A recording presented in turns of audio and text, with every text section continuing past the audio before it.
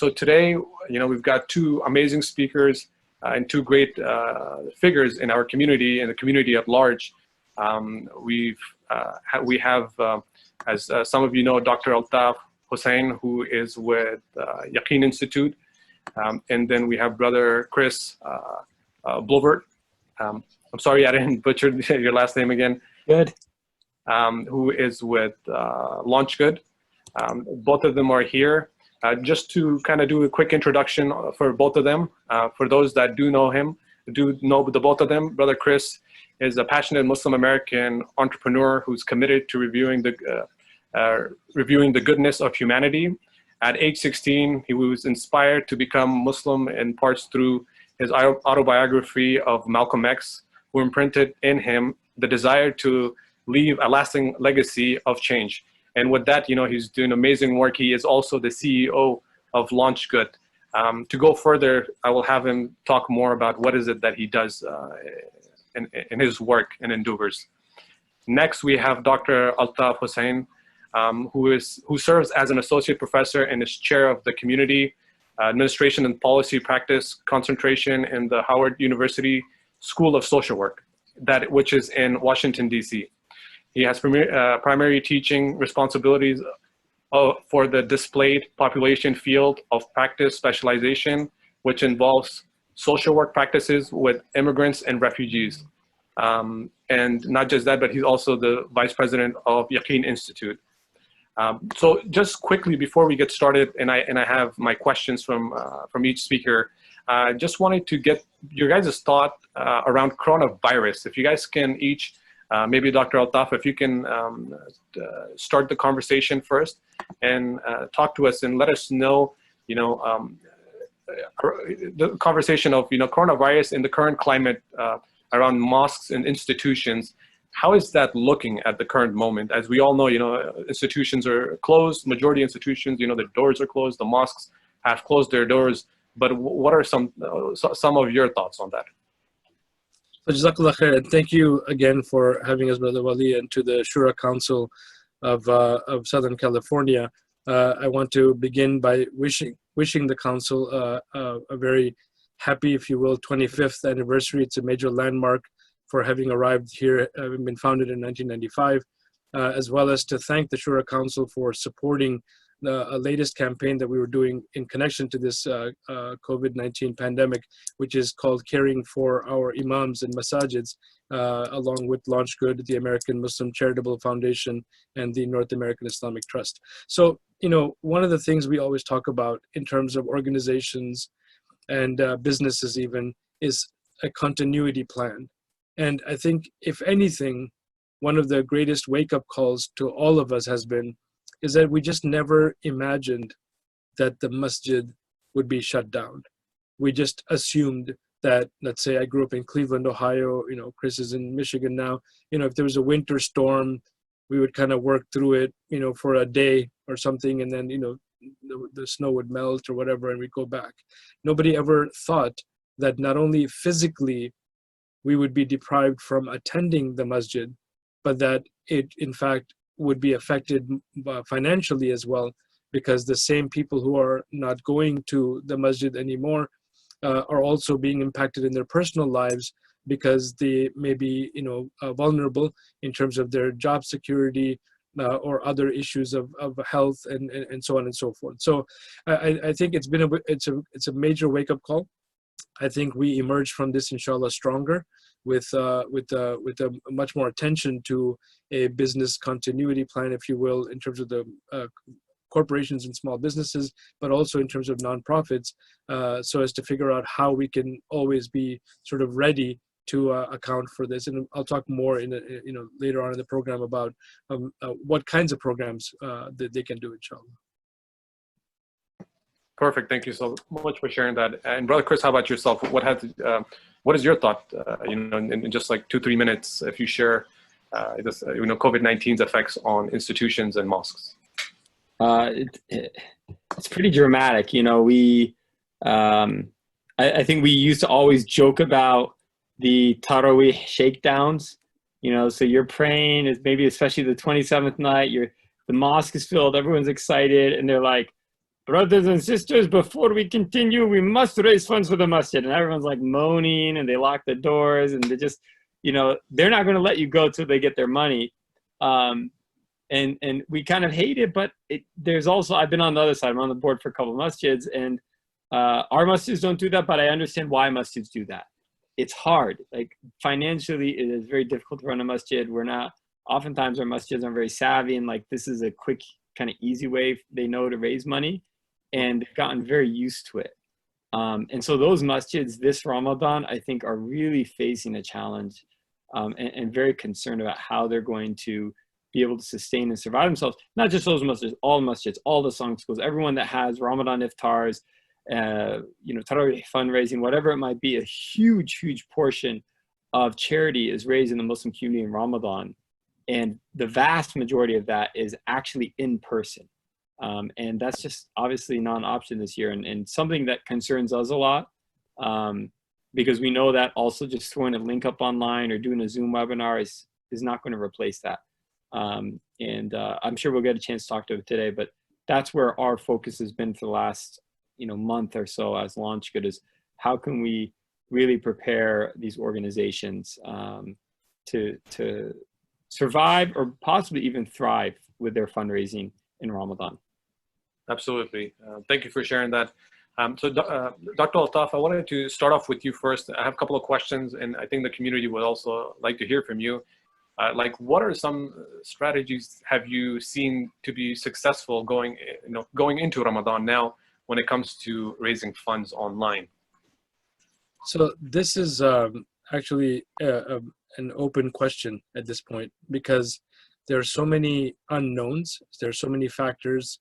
Of course, online fundraising has been around for some time, and indeed a platform like LaunchGood that sort of introduced into the Muslim community the ability to very, with fairly easily start a campaign or online campaign. The challenge is that we are now dealing with perhaps a masjid that is already overwhelmed with their staffing, with their financial issues, and then they still have to kind of plan to do the fundraising. It's not just about putting up, and Chris will talk about this more as well, not just putting up a website and saying donate. It literally has to do with recreating that sense of connection to the masjid and helping the people, the attendees in the congregation, understand that even though the masjid is physically not able to welcome us, and we have to maintain this distancing and sheltering in place, the programming has to continue, because that in fact will help us to maintain a connection with our masjid. So there are, at any given time, so many webinars that are going on. How do you account for creating a very intimate connection with your community? So that's the real challenge. The technology is out there, the platforms are out there, and LaunchGood has been really good about offering even practical tips to different masajids and Islamic centers. But I think really the question is going to be, is the will there among the core board members and staff and others of the masjid and its centers to really be creative into how they recreate that connection with that space that is so beloved to so many.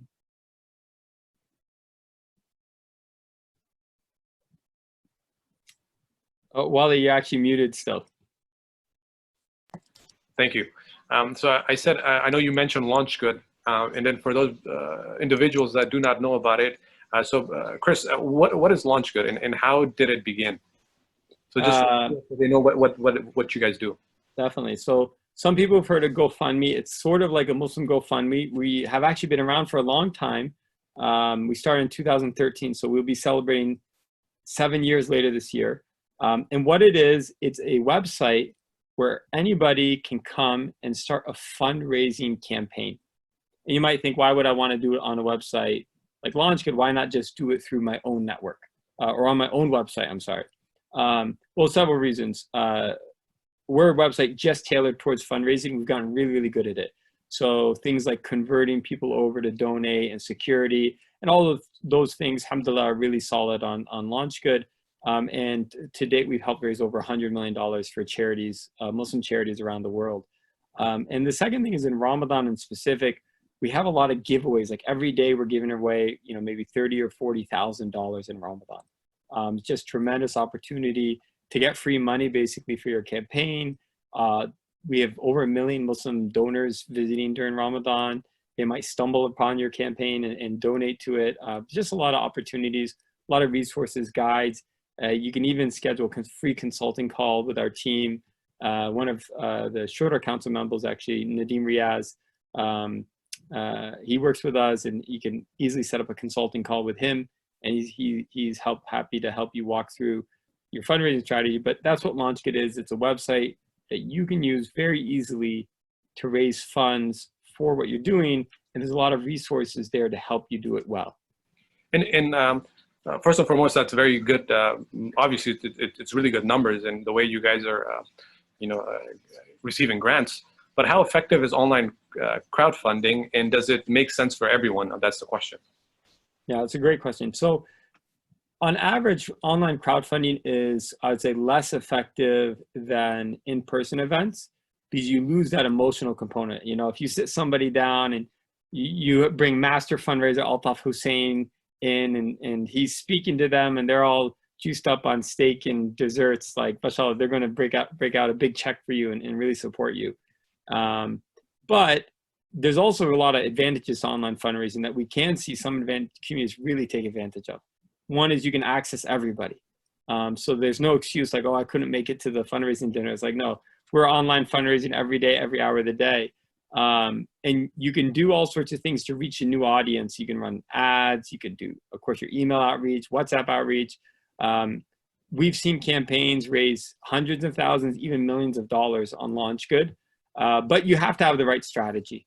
And, I think we'll get to some of those. But the key is, I think if someone is going to fundraise successfully online, the most important key, if I was to boil it down to one thing, is a committed team. If a masjid or community has a really committed team, they can figure it out. And I think that applies to everything, like just as Dr. Altaf was saying, even how do you maintain the Ramadan spirit within your community beyond just Zoom webinars? It takes creativity, but first it takes dedication from the board of that masjid, from the leaders in that community to say, hey, we want to do something. And so I think that's true for keeping the spirit of Ramadan alive within your community. It's true for fundraising during Ramadan. It really starts with the leadership of the masjid. So now coming to the next aspect of it, how does LaunchGood, assist or help other organizations?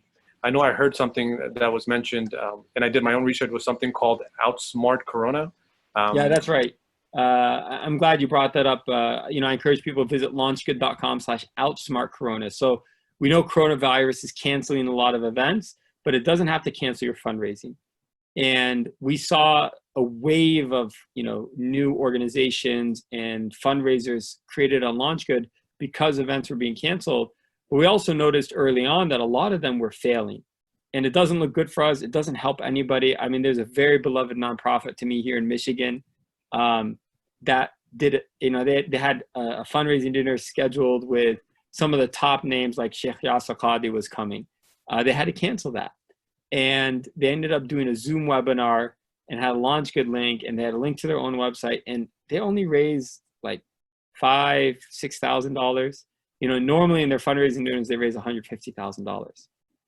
And that really woke me up, like, okay, we have to provide real guidance. So we created this thing we're calling Outsmart Corona.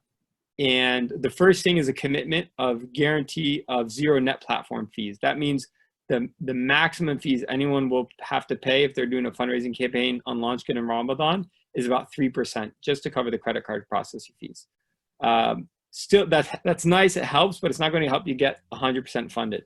And so the second thing we provided was a resource of webinars and articles. And so you can go to that page, launchgood.com/Outsmart Corona. We have 7 case studies, blog posts for each case study of a community or an organization that raised tens or hundreds of thousands of dollars and how they did it. And each one is unique. And so there's a lot of different ways that communities can learn from. And then we did a corresponding webinar, which is, we just finished our last one today. So they're all recorded. They're all on our Facebook page as well. And then the third, and I think maybe the most important thing, is we actually can provide live consulting. And so I mentioned we have Nadeem Riaz. You can find the link to set up a consulting call on that page on launchgood.com/consult. And, 15 minutes can do wonders. What's the Geico commission? 15 minutes can save you $500 or whatever. Like 15 minutes with LaunchGood can help you maybe raise $100,000. Crowdfunding, I don't think it's hard, but I think it's like riding a bicycle. If you've never done it before, you don't have anyone there to support you, don't have training wheels to get you going, what's going to happen to you? You're going to fall, right? And so that's how crowdfunding is. Like LaunchGood is basically those consulting calls. They're providing you training wheels. Once you get going and you know what you're doing, alhamdulillah, you can really go far. And would you suggest or recommend, well, my question in simple ways, is it too late for masjids or any other campaigns or organizations to reach out and start today and start a page? Or that's good. Definitely not. Even though Ramadan is just, basically 24 hours away, it is a 30-day Ramadan, right? And so you're going to have time to fundraise. The sooner you get into it, the better. The time to fundraise, it doesn't need to be a lot. I just helped a really great Muslim artistic pair, photographer Peter Gould and writer Haroon Sujic. They had a new campaign and they wanted to raise $30,000, but they want to get done before Ramadan. And it was like, do you think we can do it? We spent 3 or 4 days planning. They raised $30,000 in just 12 hours. So if you spend enough time planning, you really know what you're doing, a single day, 2 days, that's all you really need, right? Otherwise, people are just procrastinating. But it takes that preparation. So someone's like, hey, I only, I want to do something. I know it's late. Ramadan's about to start, but I got 30 days. What I don't want to see someone do is spend 1 day preparing it and then 30 days fundraising. I'd much rather see them spend 2 weeks preparing it and then 2 weeks just crushing the fundraising. And what is the Ramadan challenge? Since Ramadan is coming closer, what are some of the challenges that anybody can see? Oh, that's a really cool question. So we do have our Ramadan challenge up now. If people don't know that, it's launchgood.com/Ramadan. And what the Ramadan challenge is, it's something we started about 5 years ago, a chance to donate daily, right? We know that sadaqah and charity is a proof of our faith. It's one of the best things that we can do. And in Ramadan, the Prophet ﷺ was so generous. He was like a life-giving wind, like, just anyone that wanted support from him, he'd give freely. So we started this as a way to make sure that every day of Ramadan, you can give a little bit of charity. Maybe it's only $5 a day, but it's happening every day of Ramadan. And it brings a lot of blessings in your Ramadan, and it's to a great cause somewhere else in the world every day. And so that's what the Ramadan challenge is at its essence. It's a 30-day giving challenge, but it's also become much more than that. So it's become effectively a social media site in Ramadan. We have a page. So once Ramadan starts, we'll turn it on. But that page has a Quran stream you can listen to, daily inspiration, recipes, du'as. Like, it's a lot of fun stuff on that page. A daily questionnaire, like, what's your favorite iftar food? Is it lentil soup or is it samosas? And thousands of people in the world will be participating in this all together, which is really fun too. It's a good reminder, especially as we're locked in our homes. And I'm not in Istanbul, this is fake, but especially as we're locked in our homes, that subhanAllah, we belong to a huge global community.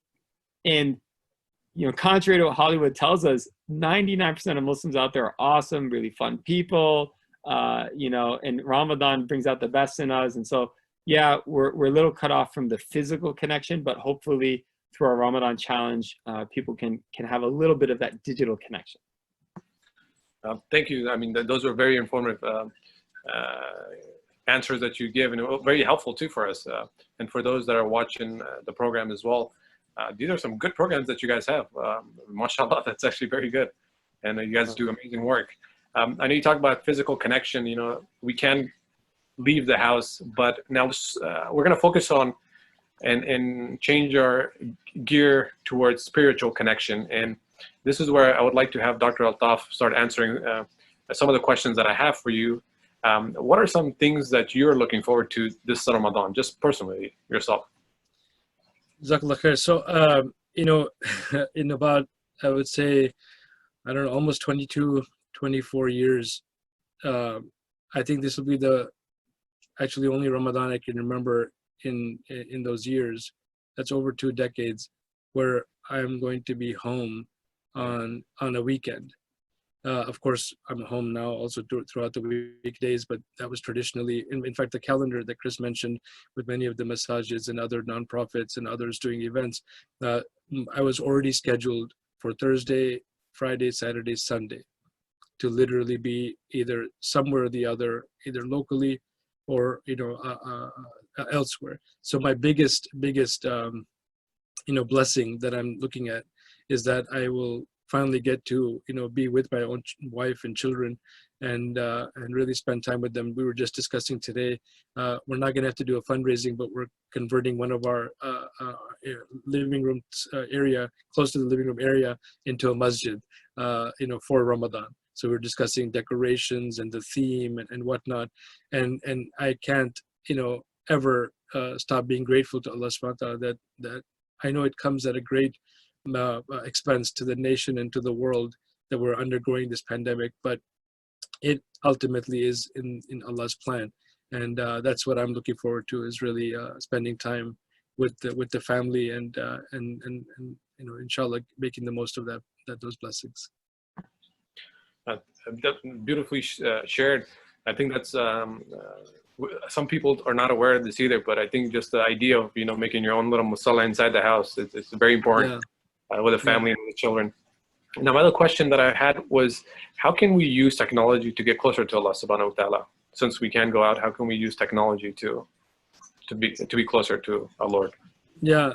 So it's going to bring up it has brought up a lot of questions that, since we're not physically going to the masjid, what will we do? And alhamdulillah, several of our fiqh councils and of North America, as well as the Assembly of Muslim Jurists of America, AMJA, they're all, alhamdulillah, answering that aspect of what you can and cannot do in terms of tarawih and qiyam and itikaf and things with technology. But on a personal level, at the family level, I think one of the most beautiful things that we can say is that the ease of access of knowledge, of a spiritual environment, if you will, on any given day and any given hour of the day. If you're tuning into English-speaking countries or where places where Muslims are also speaking English and having programs, you literally could have a 24/7 cycle of spiritual programming that you could benefit from. So there's no excuse there. The other thing is that in terms of the setting up the day, I think it's very helpful. When we talk about technology, typically we're only saying social media, but it's also helpful in terms of all the other sort of platforms and software and other basically technology we have to set up a calendar, like routines, checklists. For the children, there's Ramadan trackers. Those are all examples of technology whereby everybody feels that they did to the best of their capacity, and then some, because the tracker will encourage you and motivate you to do more. So, of course, reading the Quran on one's phone and having that accessibility. And I strongly recommend, of course, being in airplane mode to be able to not have, a lot of the a lot of the notifications going off and things like that. But it's helping us in many ways, because I feel like it can be, a source of ease and access of knowledge and information. On the other hand, I do want to say, and you, Wali, also are in mental health and in that field, that we want to also take caution that we are not overwhelming ourselves with technology so much so that it almost becomes a burden, an unshakable burden, and we feel completely addicted or attached to it. And in Southern California, Ustaz Lubna Mullah, who's also a board member of the Yaqeen Institute, has a great video on this, actually, for how to not get so attached to technology that ultimately we lose a sense of reality. So on the one hand, most of it I see benefit, but of course there are also challenges with perhaps too much connection to screen time, and then literally forgetting the reality around you.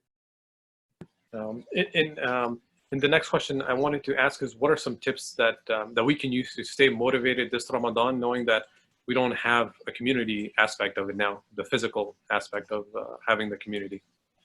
Right, and that's important. I think we should, I see some of the chatter online telling people, oh, just get over it.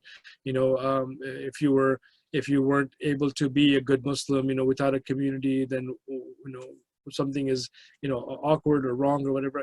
I think we should stop that. I think we should look at the fact that we as human beings are in essence social beings. That I have amazing stories. Almost all of us, even you, Wali, and Chris, and others who are joining us, I'm sure you have amazing stories of your that one beautiful iftar that you had at the masjid, or with another group or whatever, or at suhoor or a qiyam or whatever, and we want to really take a minute and say, this is a big deal in the lives of people. It is a big deal that we are not going to be able to attach ourselves to the house of Allah. People who, and we should stop being so demeaning and negative in our thinking, and sometimes we even go that far, and may Allah forgive me and others who may have said this. We talk about the Ramadan Muslims or the Eid Muslims. They came to the masjid, and I'm getting emotional just thinking about this, but they came to the masjid. They came in Ramadan, and now, what must their heart be feeling like? That if they were struggling and struggling and struggling, now Allah subhanahu wa ta'ala has even prevented them from reaching the masjid. So we should be able to look and say, how can I make the most out of this? Let me begin with myself. Let me begin with setting some basic goals for myself. If it is, learning to read the Quran in Arabic, because I was, benefiting from the Imam reciting the Quran and leading the Taraweeh. Maybe I do that. And there's so many programs and software, and even now, institutes and centers online that are offering, mashallah, so much programming to help you learn and encourage and, recite and learn the Quran properly with tajweed and so forth. So set a personal goal and say, what can I do to become better, with each day of Ramadan? Even if it's just a little bit, even if it's just reading a few verses of the Quran and helping yourself to get acclimated.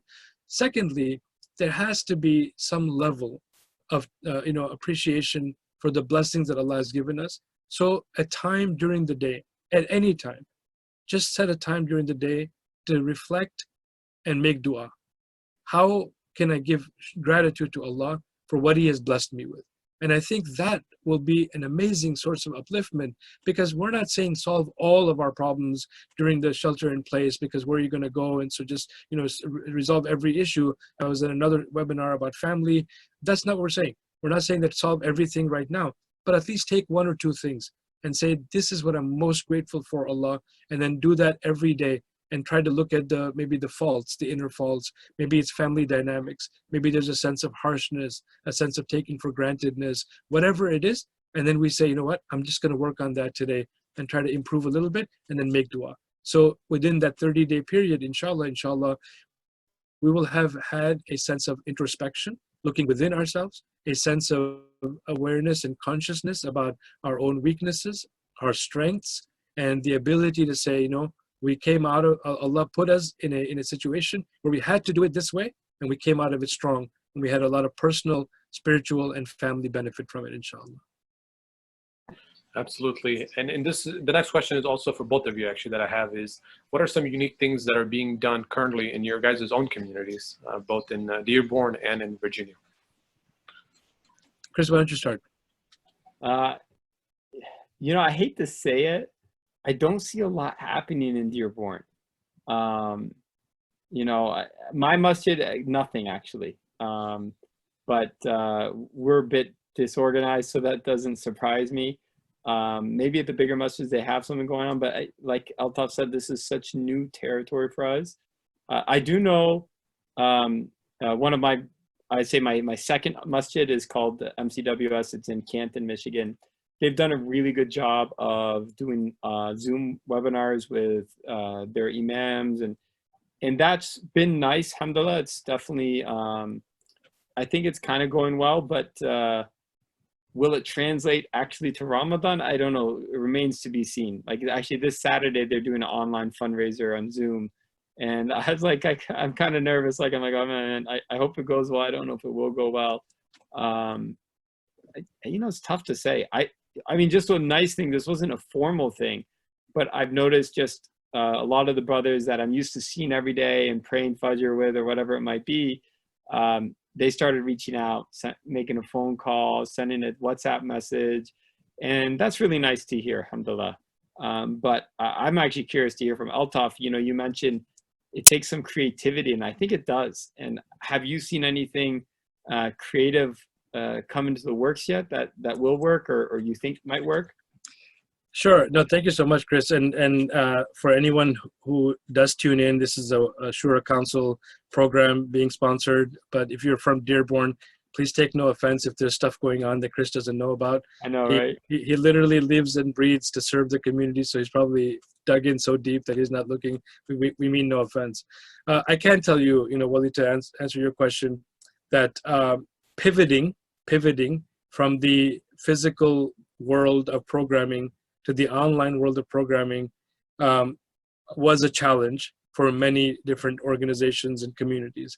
However, wherever there was already a focus on live streaming, either the khutbah or the tarawih or the technology was already in place for different programming that was live streamed, then it was a fairly easy transition, right? So they basically just had to now decide on a timing and manage it. Like I can tell you for Yaqeen Institute, for example, at the sort of the larger level, right? Yaqeen Institute, we had our regular 2020 plan set and everything was going on, but as soon as the pandemic hit, right at the beginning, we knew we had to have a set of webinars. We had to have content that was going to be very relevant to the population, and then repurpose and remarket, if you will, content that already existed that tells people, shows people answers to very relevant questions. So that's Yaqeen Institute. And in fact, as we speak now, a live webinar is taking place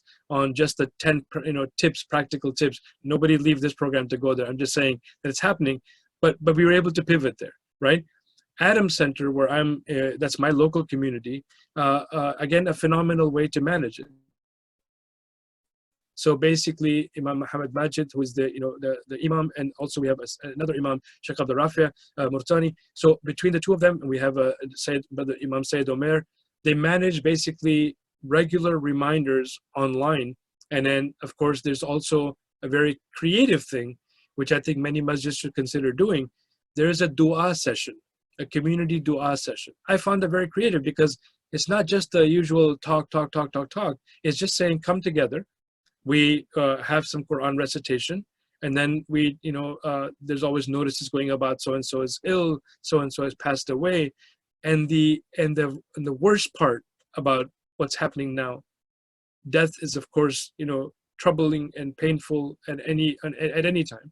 But now we can't even accompany, or we can't even, be a part of the janazah prayer. We can't be part for the du'as. We can't be part for any of the khatam Quran physically. So creativity is going to come in the form of taking a daily, the activities of daily living, which we talk about in social work, and basically converting that into how relevant the programming can be to address that. So programmings for dua, Masjid Mustafa, which is a local masjid here, a major stronghold of the Afghan community, mashallah, they announced that they will do an hour programming before Ramadan, before Iftar, I'm sorry. And so the hour long would be trying to finish one juz among 3 or 4, qurra, the people reciting the Quran, and then they will have a tafsir in Farsi because of that particular population, and then also in English, a sort of a summary, if you will, of what that particular juz was about. Phenomenal, because that's the time right before Iftar. People are going to be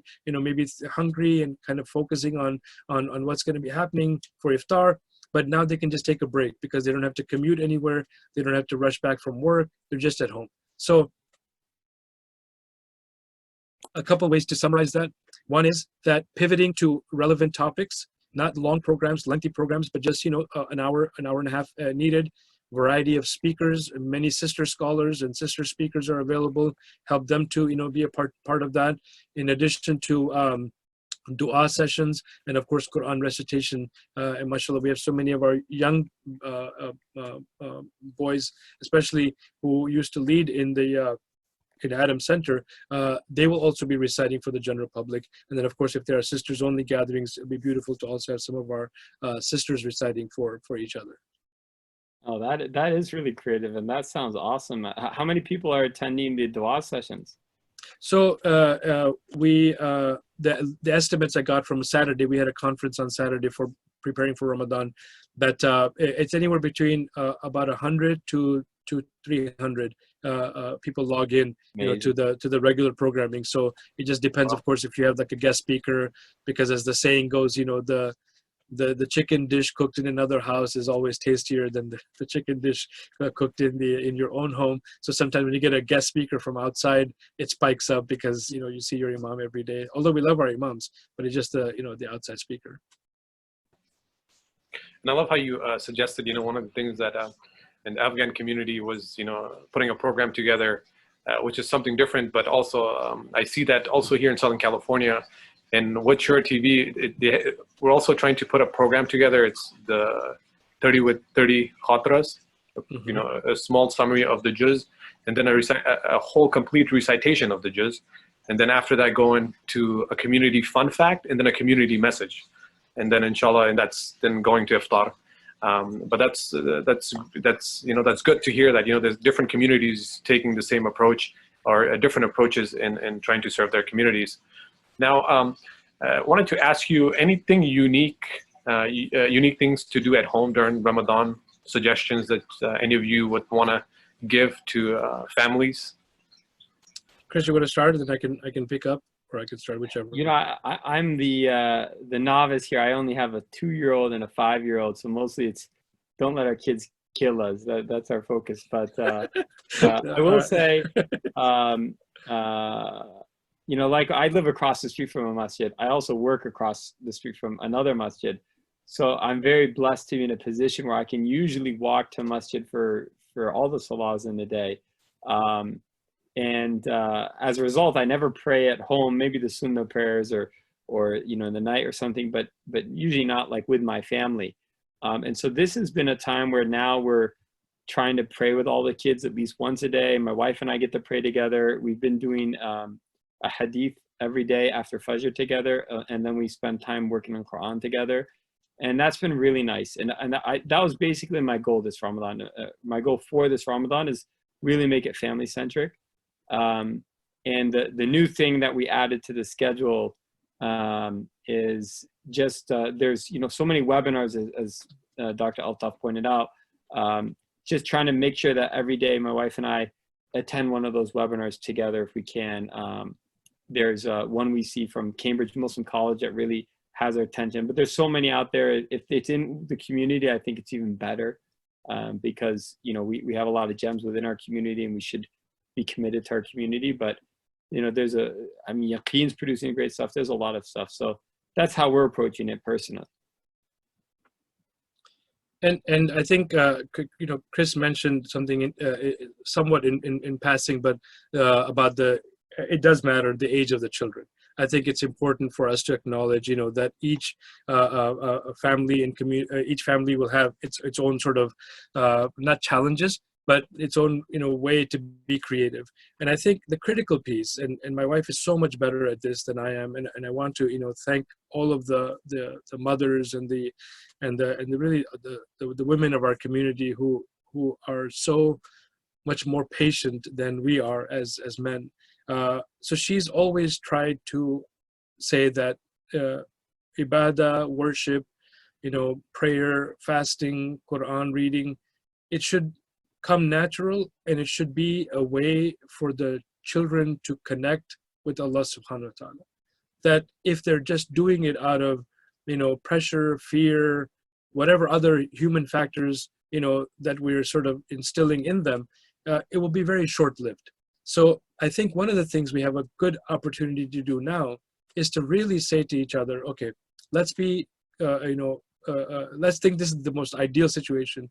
this is our masjid basically. And our joke was basically, because our kitchen leads into, the area where we're setting up for the masjid. So we said, alhamdulillah, you have your suhoor and you walk next door for fajr, right? What a beautiful, beautiful thinking, because that's your masjid space. So maybe the children start to realize that, we'll nudge you. If they're younger ones, like less than 10, we will nudge you to wake you up. And if you do wake up, that's great. We will, you can come and, eat something with us and pray fajr, and then you can go back to bed, whatever. The point will be to really make it a Ramadan of love, for Allah subhanahu wa ta'ala, love for the Quran, love for the little consistent deeds. LaunchGood, mashallah, has the Ramadan challenge. Maybe the children think of, every day, what charity should be, what area of charitable giving should we consider supporting? If it's, whatever the range is, I don't want to go through all of them, but just as a family discuss it. Have seerah lessons. My children and I have been doing seerah lessons regularly, and then now it became even better because I'm at home and able to sort of be more regular with it.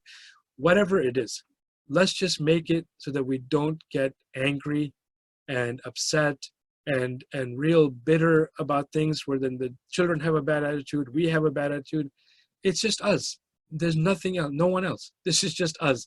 And shaitan will be locked up as of, inshallah, Thursday night, Maghrib, tomorrow night, Maghrib, for 30 days. So any weaknesses that are coming out, there's no influence of shaitan. That's going to be the problem.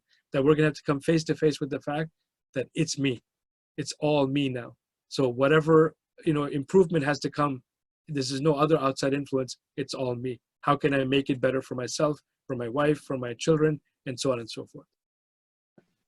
Absolutely. Thank you for sharing that. And now I wanted to ask just a couple more questions, and this is for both of you. You guys can either chime in or either one of you can answer the questions. But now our live webinars or Zoom fundraising programs, is this really the way to go now? Or is this just, why or why not? Is this something that we are looking for the next year?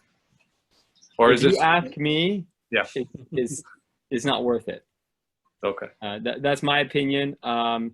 I've seen a lot of fundraisers do a great job, a better job actually not doing a Zoom, because I think it's almost a crutch that you lean on, like, oh, if I do a Zoom webinar and we get all these people to attend, and sometimes you can, you think that's sufficient, and it really isn't. The only way to get the money is to do one-on-one outreach. You have to do individual outreach. Doesn't matter, like I attended a Zoom webinar fundraiser of a great West Coast masjid on Friday, and they had an amazing speaker, Linda Sarsour. She did a phenomenal job. Everything, like, it was so well organized. The tech was great. Everything was great. And they raised $6,000. And I couldn't believe it. I was like, wow. And it wasn't even on LaunchGood. They were using their own platform. So I've seen it not work with LaunchGood. I've seen it not work with other platforms. Like, it's very hard. We had a great one, Islamic Seminary of America. They actually also worked really hard. I thought they did a really good job. I think they raised like 20,000 or something, which was good. But I mean, how hard they worked on that, it was shocking. Now at the same time, I've seen people, like I mentioned, even myself, helping someone the other day, just 12 hours, $30,000. Like, that campaign ended up raising $80,000 in 1 week, just through personal outreach, using WhatsApp, creating a phone tree. We write a lot about these, and if people have more questions, they can come and reach out to me, or as I mentioned, Nadeem, Riaz. But Zoom webinars for fundraising, I don't think work. I think for community programming, the du'as, the lectures, that works great. But it doesn't seem, in my observation so far, it doesn't seem to be motivating people. I don't know if Dr. Altaf has seen any successful examples of it, though. Sure. Yeah. No. So I mean, it's going to be a mixed bag of outcomes. And what Chris has said clearly is literally what has happened. And he and I have discussed this, offline as well, in terms of, I guess, the outreach and the preparation. However, one of the challenges we're having now is that if the masjid does not have, let's say, most masjids, let's just be very clear, most masjids do not have a development officer or a director of development. It's not a position that they have. We just know that. So it's been falling on the shoulders of board members as the primary people. Some of the imams are involved. Others say, no, I'm going to be a part of the community, but I am not doing that. And others are very involved, and they actually actively, help to encourage people, and people respond and so forth.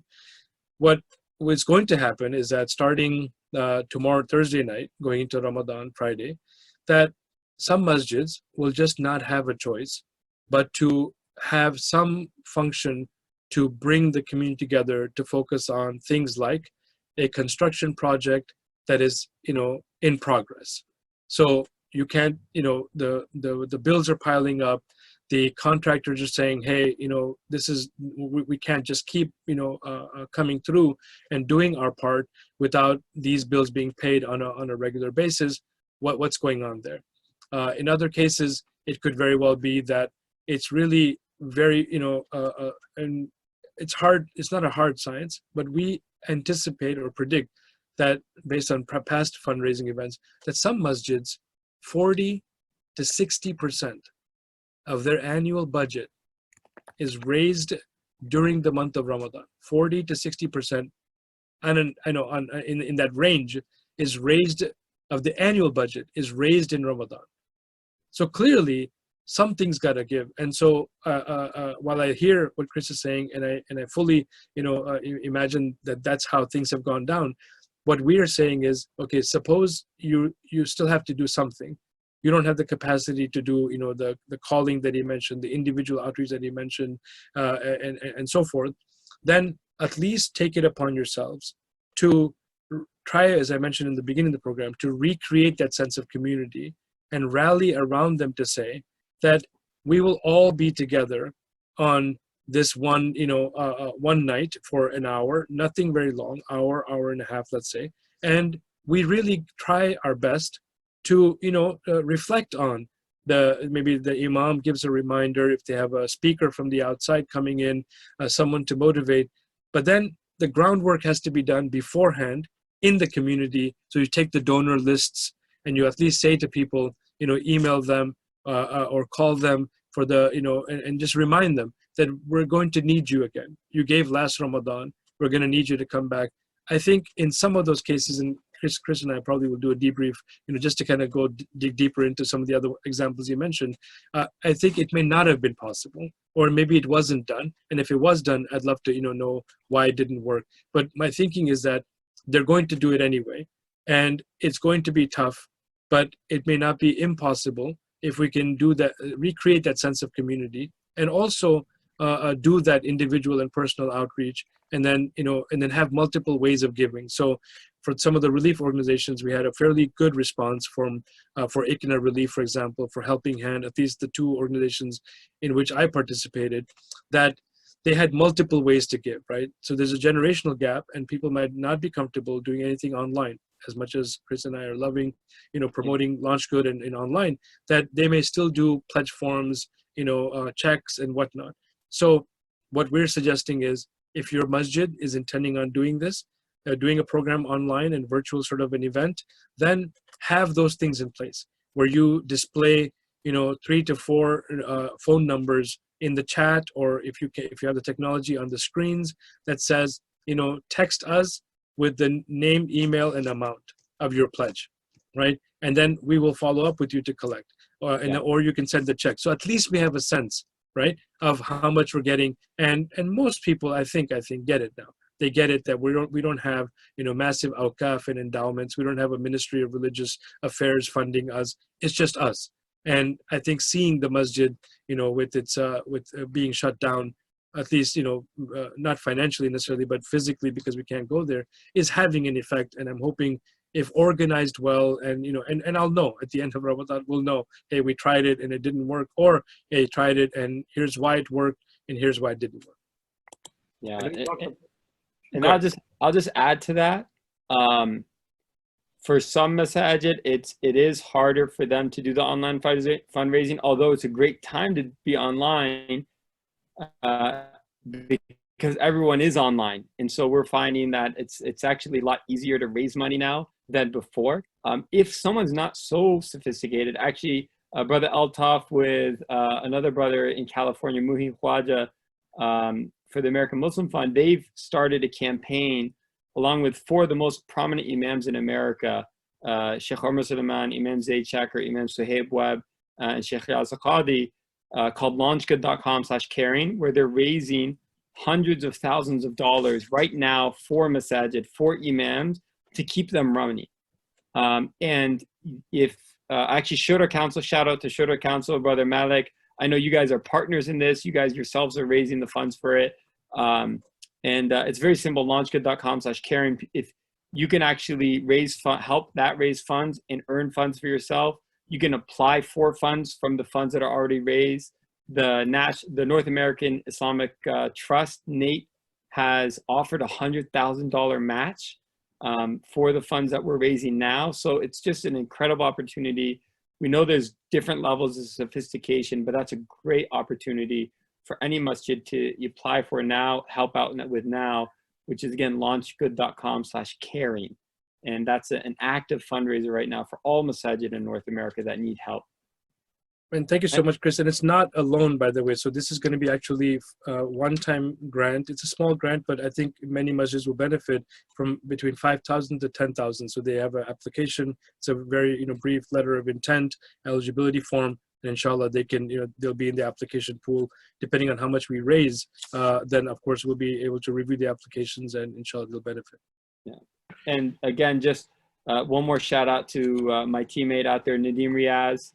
He's our business development manager for North America from what he calls the greatest city in Southern California, Rancho Cucamonga. So if you need any help, Nadeem is there to help you guys, Nadeem at launchgood.com. And you can book a consulting call with him if you need it at launchgood.com/consult. And for those that want to get in touch with Brother Nadeem, you guys can always reach out to Islamic Shura Council and we can connect you to LaunchGood or Brother Nadeem directly as well. I know we're here and still discussing the importance of fundraising, but what data really supports using like online fundraising though? What does the data show us? So just in general advice that you guys want to give that to the community centers right now. So I don't know what type. Go ahead. You want to take it? No. I was just saying that you obviously dug deep into, before you launched LaunchGood, right? The notion that online giving platforms were at least a part of the trend. So go ahead. Yeah, I mean, basically online giving has doubled every year for the last decade. So it's more and more and more.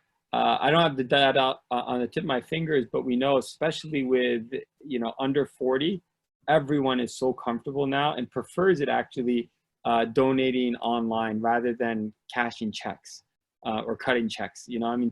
I think a lot of people, my generation, can't even find where their checkbook is in the house anymore. And they want to get those points for their credit cards. And that's how it happens now. People are online. A lot of people are online, giving online. We've seen 50% growth year on year within LaunchGood for the last, ever since we started. So it is very hot. And even like in spite of that, I would say there's not an alternative. I mean, there really is no alternative right now other than going online, whether it's LaunchGood or your own website or something else. Like, you have to raise money online. There's no other way to get it done at this moment.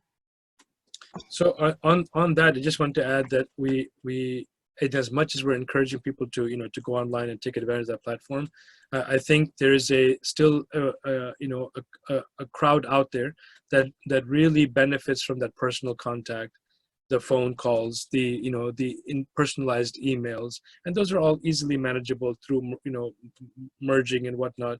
The goal being that they feel that they matter to your organization, that they matter to your masjid. The taken for grantedness has gone on for too long. And I've looked into the eyes of some of our, elders, aunties and uncles and others who actually tell me, that, we're starting to retire now, and we just don't have the wherewithal to be able to give at the amounts we give. And by the way, when they say amounts, they're talking about thousands, like, and beautiful stories throughout the, last few decades, of giving. So they definitely want to give, but they're giving to a lesser capacity. And then they're also still giving offline, which is either checkbook, using the check and writing it to the masjid, or sometimes even personally coming and dropping it off at the masjid. So we want to make sure we honor them, not only for their decades of sacrifice, but also to let them know that they matter. And the people online matter, the people offline matter, that every penny that that a Muslim is motivated to give, and Allah subhanahu wa ta'ala inshallah will not only replace the wealth that's spent in sadaqah, but also elevate them and make them make those that sadaqah very heavy on the scale of their deeds, inshallah. Ameen. And I have just one last question. I know we did run a little late, and I want to honor your guys' time as well. Just before then, we can have like a Q&A session if anybody has any questions. But specifically to Dr. Altaf, if you want, can you share some pointers from Yaqeen Institute, if you like, by giving us what is kind of the secrets there that that's working really good? Yeah. So well, the secret actually is are few, is to have a board for a nonprofit that has actually done something successful in their real life. And I don't at all mean to poke fun or to demean anyone's intentions or their reason for serving or whatnot. But mashallah tabarakallah, we have the bulk of the people who support us comment on the fact that we have a very streamlined board that does not interfere with day-to-day operations, but then just empowers the CEO, in this case Sheikh Omar Suleiman, the founder and president, and then our COO, Brother Junaid Deen, and then the rest of the staff, and then hire the best people and do all of that. In this pandemic particularly, the secret has been that we've been able to pivot. As I mentioned, every masjid who was already streaming, using live streaming and other things for their programs, they could pivot. So we were able to pivot. And I can, tell you without a doubt that there is a sense of deep appreciation people have when you have programs that speak to them, like that speak to their hearts. Not what we wanted to say, not what the board thought we should be doing, but just what's happening. So we had a series of webinars, for example, that just literally split it up to say one webinar on Yaqeen and the community, one webinar on Yaqeen and the family, one webinar on Yaqeen and the individual, all in a very short time, brought together. And we have a large pool of fellows and scholars and others who we have access to, all of whom are amazing people and very knowledgeable. And then today, at the same time as we are speaking, there is a live webinar on the benefits, making the most of Ramadan. And when you've been doing things like pivoting, people notice. So we introduced immediately, right as the pandemic started, shelter in place started, a daily khatira that goes live at 12 noon. At least the recordings are there at 12 noon every day. And then Sheikh Omar goes live at 9 p.m. every day. So people started kind of shifting their schedules to kind of look out for these things. They looked out for the different webinars. They looked out for our different papers and so on and so forth. So the secret really is how malleable, how flexible, how able are your staff and your team and your board to be able to work together to get stuff off the ground. See, nobody is going to tolerate a lot of paralysis of action when lives are literally being lost, when people are in hospitals where their loved ones can't visit them, when people are questioning, like literally questioning, if Allah is merciful, if Allah is Ar-Rahman Ar-Rahim, what is going on here? How is it that, in northern New Jersey, one of our board members, Dr. Dalia, reminded us, Dr. Fahmi, that there were like 20-some janazas on one day in just one part of New Jersey, right? So if we're just going about business as usual, worry about the masjid, worry about the board, this, that, people are going to notice. So I'm really hoping that every masjid is saying, what can we do to talk about what's really going on in the lives of people, and how can we, and by the way, that directly connects to fundraising. Because when people notice that you did something for me, not the selfish of what's in it for me, but really, like if I was, down and out in terms of my mood, and then I watched a webinar, or I watched a lecture or a khatira by the masjid, the imam, in this case, for Yaqeen Institute, it just shows very, very clearly the authenticity is connecting with the people. And may Allah, continue to bless not only the team of Yaqeen Institute, but everywhere, every nonprofit, every masjid, every imam, every volunteer who is doing something to get programming out there to benefit people. Don't worry about the number of viewers. It could be that the few viewers who do show up were really meant and chosen by Allah to show up, because that's who needed the benefit of that particular webinar, right? Simultaneously, so many could be happening, so many programs and so forth. So indeed, that's really our dua from Yaqeen's side, is that we just want to be supportive to as many organizations as possible.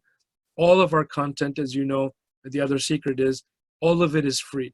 There's not a single penny charged for any aspect of the content, and that's a commitment that Sheikh Omar made, Suleiman, when he founded the organization, and then the board, maintained that commitment. So people say, subhanAllah, why wouldn't I give if that's how much impact it's having on my children, my family, my husband, my wife, and so forth. And indeed, I think it's very possible for all of our non-profits to be performing at that level, inshallah. Thank you so much for those great words of wisdom and knowledge. Now, just to do a takeaway from both of you guys, it is, we're coming to our time's coming to an end. What would be something from, we'll start off with Brother Chris, then we'll go to Dr. Altaf, last pointers, suggestion, thoughts that you guys like to share with the community. What I didn't mention, and I was reminded recently, it is very important with fundraising, is dua, prayer. Really praying to Allah subhanahu wa ta'ala. We had a campaign, a masjid actually here in Dearborn called Al Huda Masjid, that raised, it was very impressive, like $160,000 in a couple of weeks. And so we had a webinar, we were talking about all the strategies they used and the things they did well. And what I loved, Sister Shema, she just kept stressing, like, dua. She really made a lot of dua. She was very sincere. And I think what Altaf was just saying, the sincerity, the authenticity really matters. And that's the core of our community. If we don't have ikhlas in our work, there won't be blessing in it. It won't sustain in the long run. And so, yeah, there's a lot of strategies, a lot of, planning that can go into it, etc. But we can't forget to ask Allah subhanahu wa ta'ala, who's the ultimate provider for all of our needs. And so that's what I hope I want to end on, is stressing that piece of dua. And just to be add one thing to it, we know the very famous verse of Quran, إِذَا سَأَلَكَ عِبَادِي عَنِّي فَإِنِّي قَرِيبٌ. If my servant asks you about me, indeed I am close. أُجِيبُ دَعْوَةَ الدَّاعِي إِذَا دَعَانِ. I answered the dua, or the call of the one who asks, or when he asks. And this verse is right in between the verses of Ramadan. So we often talk about how dua, especially in Ramadan, is heard by Allah subhanahu wa ta'ala and answered by Allah subhanahu wa ta'ala. So don't forget to make dua, a lot of dua for your community, for your fundraising, whatever your needs are, inshallah. Thank you, Brother Chris. Now, Dr. Altaf, yourself, any last words? Sure. The takeaway, I think, for me personally, is going to be that, when months and years from now, when we look back at this time, that we really humble ourselves to the power of Allah subhanahu wa ta'ala. That, people have been warning us, cautioning us, the life is too fast paced, people are just running themselves into the ground. It's not healthy to sustain this lifestyle. We have to have a balance, and everyone, including myself, no, we can't. We have to move at this pace. We have to do this. We have to do that. And then Allah subhanahu wa ta'ala sends a pandemic that doesn't affect Dearborn, Michigan only, doesn't affect, Rancho Cucamonga. I just wanted to get that in there, only. It doesn't affect, one city in one state or in one country. The entire world is sheltering in place and focusing on, getting past this. So what does that tell us? Allah subhanahu wa ta'ala is in charge. He's in charge. And the biggest takeaway has to be that the two things that we can do to really benefit would be to humble ourselves to that reality that He is in charge. And when He says in the Quran, that not even a single leaf, right? Well, that not even a single leaf falls, that illa ya'lamuha, that except that He knows about that. So if He knows a single leaf in the millions of leaves that are on trees, a single leaf that falls, clearly He knows that this plan, this way things are happening is the best thing for us. Number two, the tawakkul and the trust. That let's not lose hope.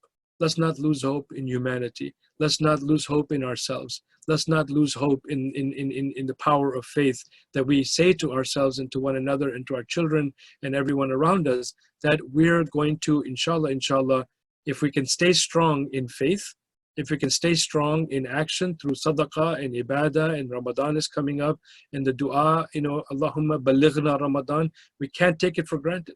Every person who's had a janazah, subhanAllah, every person who's had a janazah as of today, as of tomorrow, it was not written for them. It was not written for them to witness this Ramadan. And we don't even know what will happen with us. So we have to ask ourselves, is that level of trust there with us? That we're going to take advantage of the last day and do something about it? And actually come to terms with whatever reasons is keeping us from becoming close to Allah? Are we going to do something and finally make a change? Right? The whole world has shut down. Can we just make that change now? What are we waiting for? Right? What are we waiting for? Inshallah, to taqwa, God consciousness, and the whole month is coming for that, and tawakkul are the two things. And in fact, the taqwa is in the verse of the fasting, that fasting, kutiba alaykum as-siyam, kama kutiba ala alladhina min qablikum, la'allakum tattaqun. That fasting was prescribed upon you as it was prescribed on those before you. For what? For what reason? It was prescribed so that you may achieve a heightened state of consciousness. And now everything around us is telling us this is the time to do that, inshallah. So may Allah bless you, Brother Wali, and the Shura Council for gathering us and indeed allowing us this opportunity to have an exchange. And we hope some benefit comes from it, indeed, first to ourselves and our families and to everyone who listens to this program. Ameen. Thank you so much for both of you for taking the time, in teaching us and helping us understand, the importance of, what are the programs out there and what are you guys doing that's more effective, in trying to help the community at large. I think this is something beneficial, not just in a smaller level, but in a bigger scale as well. So thank you, both of you, for being here with us. So that is it from my end. And so I just wanted to see if any attendees have any questions. If you guys have any questions, please write them down. If you don't, then I think that would be it. So let's see if anybody has anything. I think that's a great way to end with Altaf's reminder. That was very powerful. It is. So it doesn't seem like anybody's saying anything, or they're just listening. But if you guys have more questions, again, please do visit launchgood.com. You can also reach out to Dr. Altaf through Yaqeen Institute, if I'm not mistaken. If you guys have any suggestions pertaining to how to learn more about LaunchGood, you can directly contact myself or the Islamic Shura Council, and we'll connect you to the platform for LaunchGood as well. Once again, and lastly, thank you so much, Brother Chris and Dr. Altaf, for being here with us. May Allah protect you both, your families, and may Allah, make the best Ramadan, as it comes. Ramadan Mubarak to all of you and your family members. And Assalamu alaikum wa rahmatullahi wa barakatuh. Wa alaikum assalam wa rahmatullahi wa barakatuh.